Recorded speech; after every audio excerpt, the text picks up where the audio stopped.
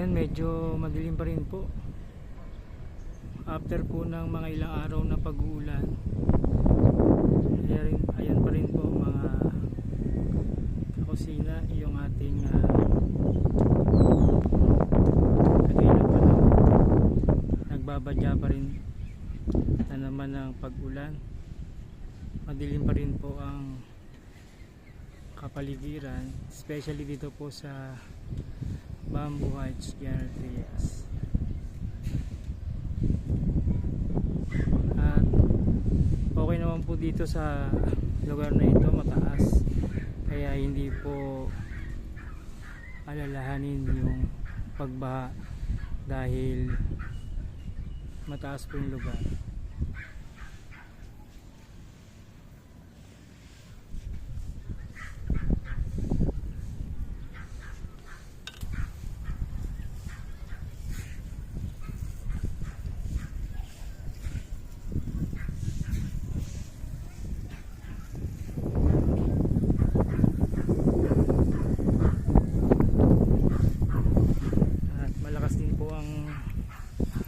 Hangin pa po dito.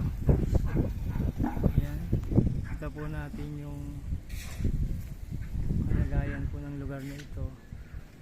At Comonga Subdivision, wala naman pong pinsala.